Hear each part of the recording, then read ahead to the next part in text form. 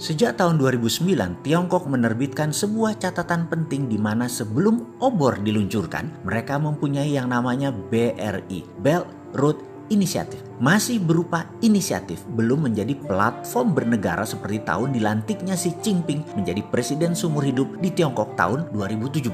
Di tahun 2009, protokol obor belum dijalankan. Protokol obor adalah menjalankan kolonialisasi 5.0 atau bahasa lainnya adalah sharp power. Belum bisa dijalankan karena ada beberapa koridor penting perdagangan belum mereka kuasai. Salah satunya Selat Malaka. Kita semua tahu setiap tahun lebih dari 100.000 mother vessel kapal kargo besar lewat Selat Malaka dan 80%-nya milik Cina. Apa yang terjadi kalau Indonesia dan Malaysia kompak? Selat Malaka digapit. Karena itu di tahun 2009 di Cina ada sebuah dilema besar sebelum menjalankan obor yang namanya BRI, Belt Road Initiative tadi, yang saat itu dikenal dengan istilah Malaka Dilema. Ya sudahlah, sejak saat itu mulai strategi ambil dua pejabat negara tersebut dalam jangka panjang di lobi politik itu sekali lagi memang panjang. Orang pejambon Kemenlu harusnya tahulah hal seperti ini. Kita Indonesia harusnya meletakkan atau punya lobbyis, para pelobi politik di luar para ambasador atau di luar para duta besar khusus untuk manuver ke dalam Kongres, di Senat, di Capitol Hill untuk Amerika, di Beijing untuk Cina, di London dan dimanapun kita mau bermanuver supaya kita menjadi global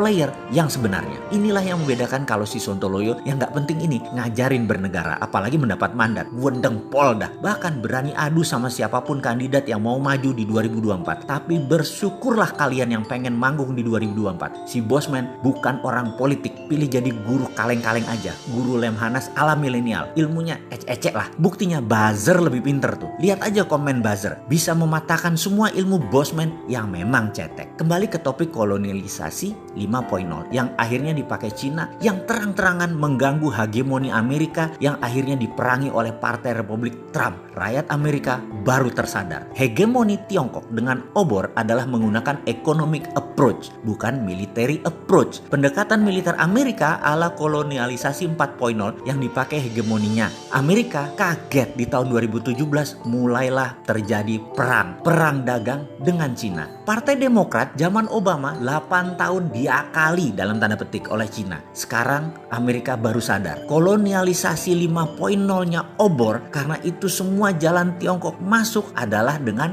obor. Di Sri Lanka, di Pakistan, di Italia, di Malaysia, dalam tanda kurung ya, Port Kelang adalah pelabuhan kapal Cina. Karena itu Cina tidak berhenti di Singapura. Catat ya, catat. Dan itu semua dicegat oleh hegemoni Amerika. Sekali lagi, semua itu bukan urusan kita kok. Indonesia bagaimana? Saat ini memang langkahnya agak kurang paham geopolitik dunianya yang sangat dinamis ini. Indonesia masih gagap. Tersering langkahnya hanya membangun narasi politik saja. Belum langkah gebrakan aksi nyata. Dan punya posisi tawar selain ngajakin FDI, please invest in my country. Jadi ada baiknya kita ingatkan ada kekuatan lain. Kekuatan tawar Indonesia. Kok nggak dilirik pejabat itu? Dalam negeri loh ini. Oke, kita rakyat sing sabar nggih, karena memang kita bukan oligarki yang bisa jagongan di teras kantor pejabat melobi dengan diskusi-diskusi santai mereka. Ya sudah, supaya paham dengan kolonialisasi 5.0 yang diajari di Akademi Militer Baltimore, apa itu kolonialisasi 5.0 yang dipakai Tiongkok, mereka mengilustrasikan dengan apa yang dipakai Gajah Mada, mempersatukan Nusantara. Kita semua tahu menyatunya Nusantara di bawah panji gula kelapa merah putih Majapahit hampir tidak ada tumpah darah. Hanya Pajajaran yang melawan sebentar dan akhirnya terjadi kesepakatan juga. Walaupun armada perang laut Majapahit kuat, namun penyatuan Nusantara tidak pakai military approach, tapi pakai economic approach, pendekatan ekonomi. Apa yang dilakukan para duta-duta Majapahit tersebut? Mereka dalam tanda petik meminjamkan emas Majapahit yang harus dibayar dengan upeti setiap tahunnya, di mana akhirnya kerajaan yang kemudian hari dinyatakan wilayah Nusantara tersebut berada di bawah panji gula kelapa, panji bendera merah putih dipasang sebagai persetujuan kerjasama bilateral tersebut. Sejak saat itu, gula kelapa, panji merah putih berkibar di seluruh wilayah Nusantara. Mulai dari semenanjung Malaysia sampai Melanesia Timur dan Filipina di sisi utara. Di wilayah masing-masing kerajaan tadi menjadi makmur, namun ada porsi Majapahit di sana. Jadi tidak heran, di semua kerajaan Nusantara pasti punya pusako emas. Apa yang dilakukan itu dikenal dengan strategi sharp power kolonialisasi 5.0.